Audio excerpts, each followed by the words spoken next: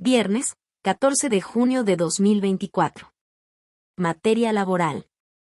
Tesis jurisprudenciales y aisladas. 1 de 9. Registro digital, 202-8999. Tipo, aislada. Acción de designación de beneficiarios. Puede promoverla el propio trabajador pensionado mediante un procedimiento paraprocesal.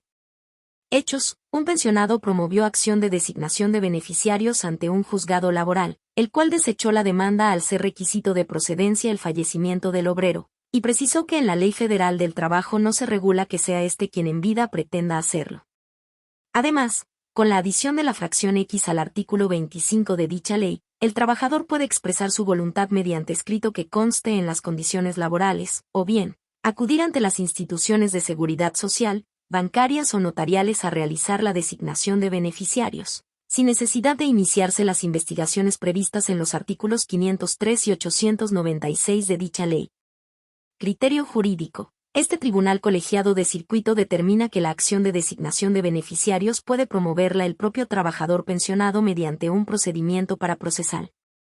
Justificación. De conformidad con los artículos 25, fracción X y 26 de la Ley Federal del Trabajo, es un derecho del trabajador designar a sus beneficiarios dentro o fuera de las condiciones generales de trabajo, sin que exista disposición legal que prohíba hacerlo mediante la vía jurisdiccional.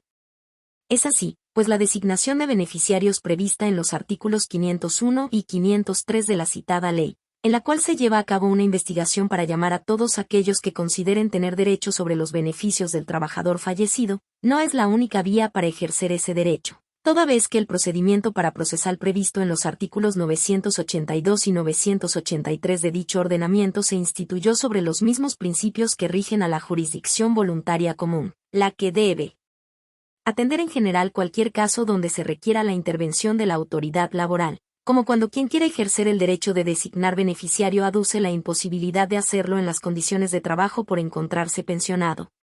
Primer Tribunal Colegiado de Circuito del Centro Auxiliar de la 10ª Región, con residencia en Saltillo, Coahuila de Zaragoza. 2 de 9. Registro digital, 202-9001. Tipo, aislada. Aguinaldo de las personas servidoras públicas del Estado de México y sus municipios. Forma de computar el plazo para que opere la prescripción de su pago. Hechos. En un juicio laboral una persona trabajadora reclamó de una dependencia pública del Estado de México el pago del aguinaldo devengado por los años en que existió la relación laboral. La demandada opuso la excepción de prescripción genérica de un año prevista en el artículo 180 de la Ley del Trabajo de los Servidores Públicos del Estado y Municipios.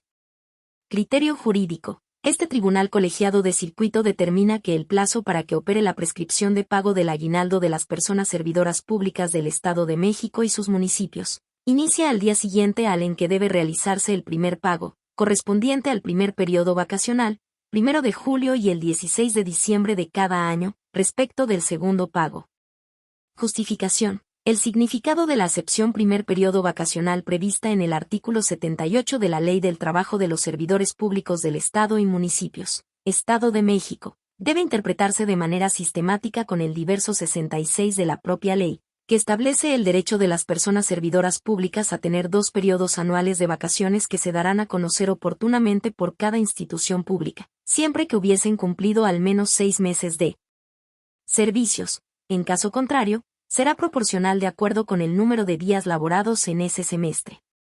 Así, cuando una persona servidora pública inicia la relación de trabajo entre el 1 de julio y el 31 de diciembre de un año, tendrá derecho a recibir el pago de la parte proporcional de ese año. De subsistir el vínculo en uno o los 2 periodos en que el patrón tiene la obligación de cubrir el aguinaldo y si la primera entrega anual debe hacerse previo al primer periodo vacacional, no debe atenderse a la fecha en que el empleado cumpla los 6 meses de servicios, sino que al ser anual esta prestación, su cobro puede hacerse el 30 de junio, fecha que se estima pertinente tomando en consideración el elevado número de instituciones públicas estatales que haría imposible jurídica y materialmente establecer con certeza los días que comprenderían el primer periodo vacacional anual de cada una de ellas. Por tanto, el plazo de un año para que prescriba el derecho para reclamar el aguinaldo de esa primera entrega comenzará el 1 de julio del año exigido y fenecerá el 30 de junio del año siguiente. En relación con la segunda entrega, El aludido artículo establece expresamente que debe cubrirse el 15 de diciembre de cada año, por lo que de acuerdo con la interpretación literal del señalado precepto, el periodo prescriptivo transcurrirá del 16 de diciembre del año exigido al 15 de diciembre del año contiguo. Así, sucesivamente, debe hacerse el cálculo respecto del pago del aguinaldo para percibir uno o los dos pagos por cada año exigido, para definir la oportunidad de lo demandado. Primer Tribunal Colegiado en materia de trabajo del Segundo Circuito. 3 de 9. Registro Digital, 202-9002. Tipo, aislada. Beneficiarios de un trabajador fallecido. Cualquier prueba es apta para acreditar su parentesco con el de Cujus, Ley Federal del Trabajo en su texto anterior a la reforma publicada en el Diario Oficial de la Federación el 1 de mayo de 2019. Hechos. En un conflicto individual de seguridad social, una persona demandó la declaración de beneficiaria en su carácter de dependiente económica por el fallecimiento de la persona trabajadora. La Junta la determinó improcedente al considerar que no acreditó el parentesco con la trabajadora fallecida, ya que no exhibió su acta de nacimiento. Criterio jurídico. Este tribunal colegiado de circuito determina que cualquier prueba es apta para acreditar el parentesco entre los beneficiarios y el trabajador fallecido. Justificación. Conforme a la tesis de jurisprudencia 2A/J 46/2007, de la Segunda Sala de la Suprema Corte de Justicia de la Nación, y a los artículos 776, 777, 779, 782 y 841 de la Ley Federal del Trabajo, en su texto anterior a la reforma publicada en el Diario Oficial de la Federación el 1 de mayo de 2019. En el juicio laboral son admisibles todos los medios de prueba que no sean contrarios a la moral y al derecho, siempre que se refieran a los hechos controvertidos cuando no hayan sido confesados por las partes y no resulten inútiles e intrascendentes. Los beneficiarios de un trabajador fallecido pueden aportar en el procedimiento todo tipo de pruebas que se encuentren dentro de esos parámetros y sean pertinentes para demostrar el parentesco, a fin de acreditar su derecho a obtener alguna pensión o prestación prevista en la Ley Federal del Trabajo y en la Ley del Seguro Social, y no solo las actas del registro civil. Por tanto, si se declaró improcedente la acción, al valorar únicamente las actas de defunción y de nacimiento de la trabajadora fallecida que se acompañaron a la demanda, sin hacer pronunciamiento respecto de las declaraciones testimoniales, pese a que también versaron sobre el parentesco, la declaración de improcedencia de la declaratoria de beneficiario es ilegal. Primer Tribunal Colegiado de Circuito del Centro Auxiliar de la 10ª Región, con residencia en Saltillo, Coahuila de Zaragoza. 4 de 9. Registro Digital, 202-9004. Tipo, jurisprudencia. Competencia por territorio para conocer del amparo directo contra un laudo dictado por la Junta Especial número 24 de la Federal de Conciliación y Arbitraje con residencia en Aguascalientes. Corresponde a los tribunales colegiados de circuito con residencia en Querétaro. Hechos. Los tribunales colegiados de circuito se declararon incompetentes por razón de territorio para conocer del amparo directo promovido contra un laudo dictado por la Junta Especial número 24 de la Federal de Conciliación y Arbitraje con sede en Aguascalientes, que fue suprimida, cuya competencia mediante acuerdo publicado en el Diario Oficial de la Federación el 6 de noviembre de 2023 fue asignada a la Junta Especial número 50 con residencia en Querétaro. En el propio acuerdo se creó una oficina auxiliar de la Junta de Querétaro que operará en las instalaciones de la Junta suprimida de Aguascalientes. Mientras que uno sostuvo que era incompetente, pues conforme al artículo 34 de la Ley de Amparo, la oficina auxiliar se ubica en la sede de la autoridad responsable suprimida que dictó la resolución impugnada y porque es donde tendría ejecución material el acto reclamado. El otro concluyó que si bien se creó una oficina auxiliar, ello fue con la finalidad de desahogar la fase de instrucción de los asuntos, sin que del acuerdo aludido se advierta la facultad de ejecutar los laudos dictados. Además de que la Junta sustituta fue la que rindió el informe justificado. Criterio jurídico. El Pleno Regional en Materias Penal y de Trabajo de la Región Centro-Norte, con residencia en la Ciudad de México, determina que cuando se reclama en amparo directo un laudo dictado por una Junta Especial de la Federal de Conciliación y Arbitraje que se suprimió, cuya competencia fue asignada a otra con residencia en una entidad federativa diversa, el tribunal colegiado de circuito competente por razón de territorio es el que ejerce jurisdicción donde se ubica la autoridad responsable sustituta. Justificación. La segunda sala de la Suprema Corte de Justicia de la Nación, en la jurisprudencia 2A/J. 25/98 estableció que cuando la autoridad responsable que está obligada a cumplimentar la sentencia queda impedida porque una reforma constitucional o legal la suprimió o modificó su competencia, quien debe acatar el amparo es la autoridad en que recayó dicha obligación por corresponder a la esfera de su competencia.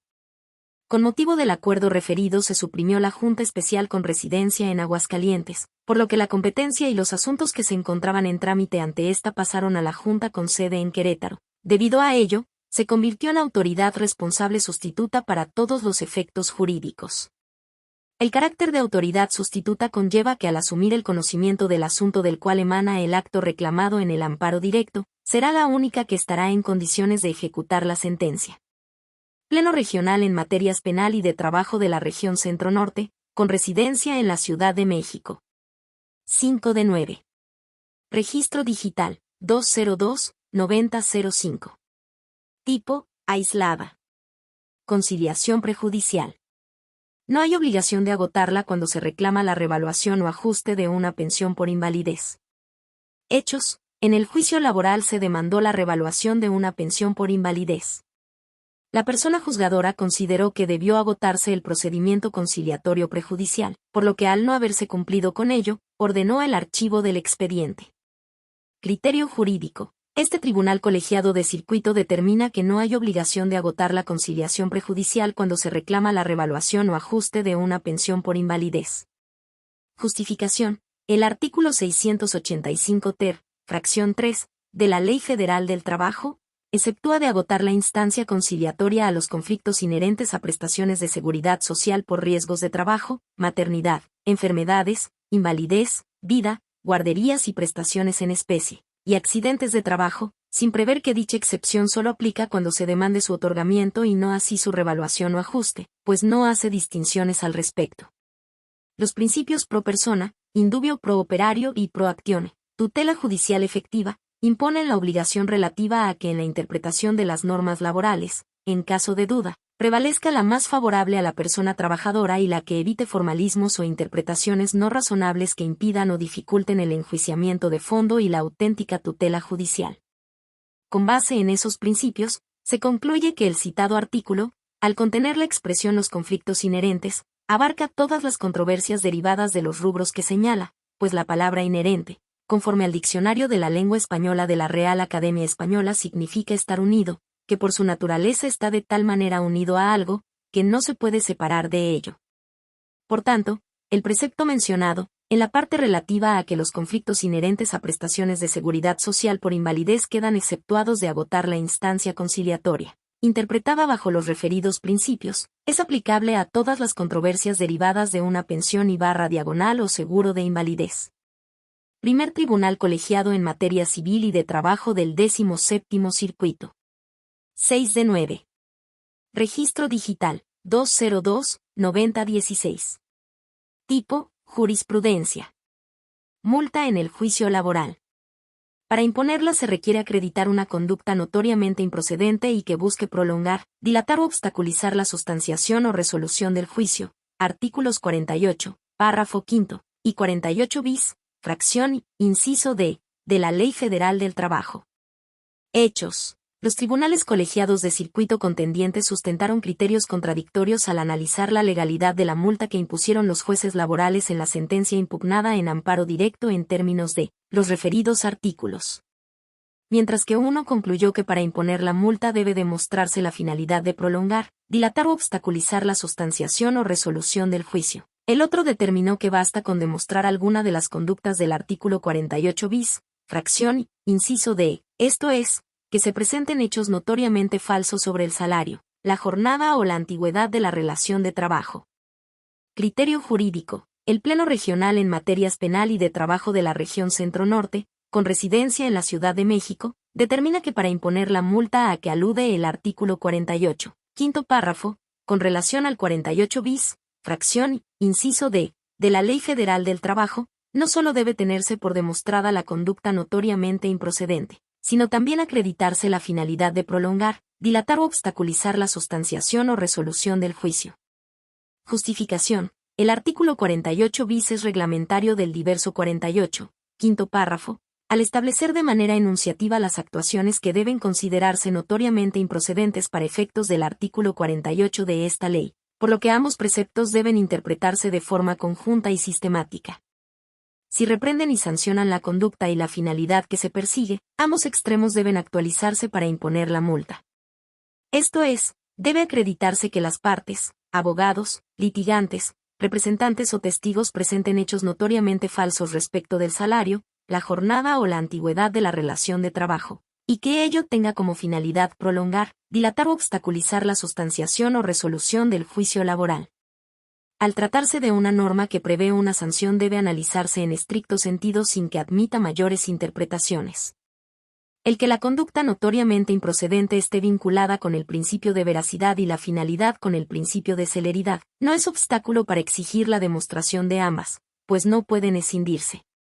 La intención del legislador, a la luz de la reforma publicada en el Diario Oficial de la Federación de 1 de mayo de 2019, fue dotar al juzgador de nuevos elementos para lograr el cumplimiento de los principios procesales descritos y llegar al esclarecimiento de la verdad, a través de un procedimiento ágil que garantice el derecho de acceso a la justicia. Pleno regional en materias penal y de trabajo de la región Centro-Norte, con residencia en la Ciudad de México. 7 de 9. Registro digital, 202-9017. Tipo, aislada. Nombramiento por tiempo determinado de las personas trabajadoras al servicio del Estado. Niveles de escrutinio que deben superarse para considerar que respeta el derecho humano a la estabilidad en el empleo.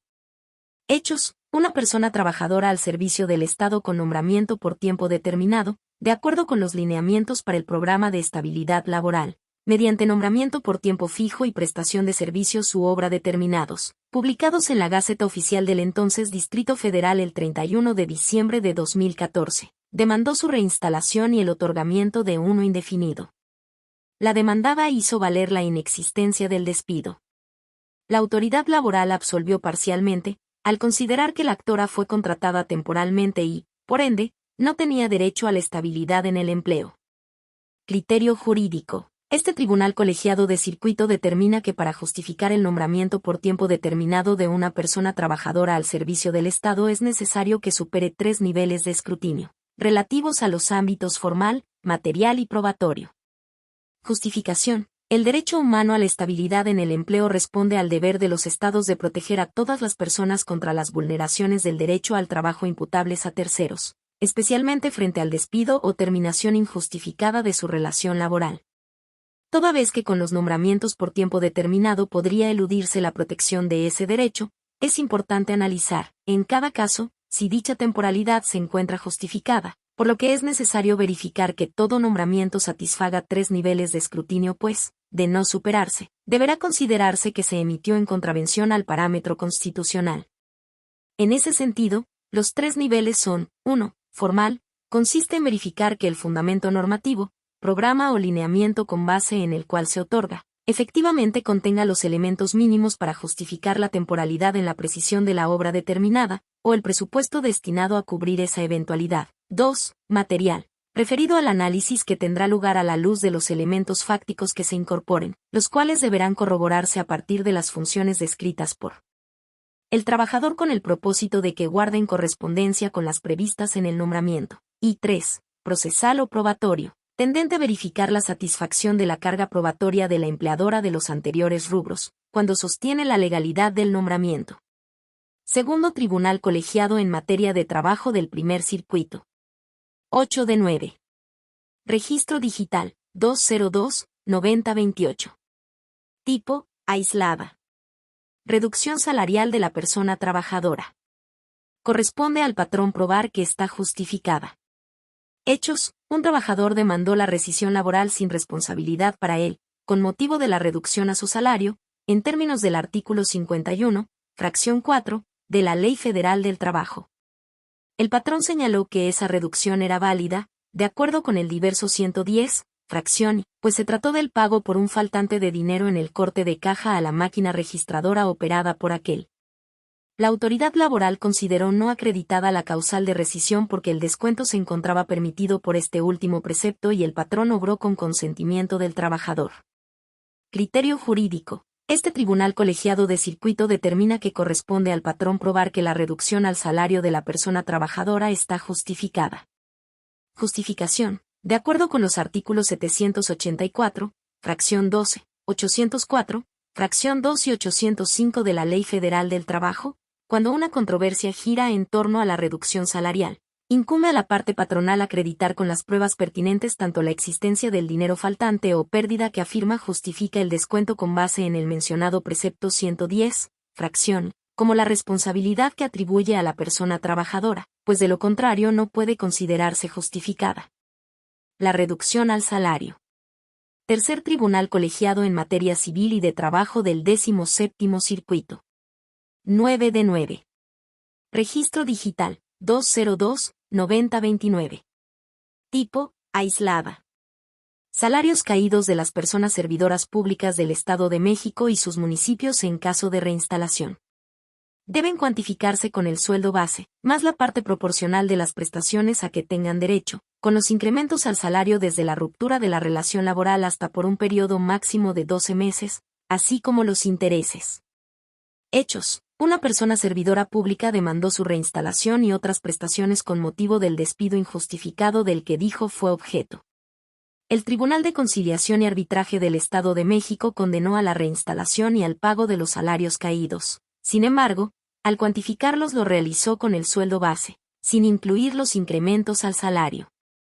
Criterio jurídico. Este tribunal colegiado de circuito determina que en caso de reinstalación de las personas servidoras públicas del Estado de México y sus municipios, los salarios caídos deben cuantificarse con el sueldo base, más la parte proporcional de las prestaciones a que tengan derecho, con los incrementos al salario desde la ruptura de la relación laboral hasta por un periodo máximo de 12 meses, así como los intereses. Justificación. Del artículo 96 de la Ley del Trabajo de los Servidores Públicos del Estado y Municipios se advierte una distinción en torno a la integración del salario para cuantificar los salarios caídos cuando se trata de indemnización o reinstalación. Cuando se reclamen las indemnizaciones a que se refieren los artículos 95, 96 y 97 de dicho ordenamiento, no se considerarán en el pago de los salarios vencidos los aguinaldos e incrementos que se otorguen en el salario de los servidores públicos mientras dure el proceso. Del primer y tercer párrafos del artículo 96 se advierte que cuando se ejercite la acción de reinstalación, los salarios caídos deben calcularse con el salario base, más la parte proporcional de las prestaciones a que las que se tenga derecho, toda vez que la reinstalación no solo debe ser física, sino jurídica, esto es, el restablecimiento en los derechos que ordinariamente le correspondían a la trabajadora, los cuales comprenden no solo los que ya disfrutaba antes del despido, sino los que debió adquirir por la prestación de su trabajo mientras estuvo separada de él. Respecto de los incrementos que en su caso hubiere sufrido el salario, el referido precepto establece una limitante, ya que si bien señala que procede el pago proporcional de las prestaciones a que tuvieran derecho con los incrementos que sufra su salario en el periodo que dure el proceso, lo cierto es que también refiere que será con excepción de los salarios vencidos, hasta por 12 meses, por lo que dicho incremento procede por ese lapso, así como los intereses. Primer Tribunal Colegiado en Materia de Trabajo del Segundo Circuito.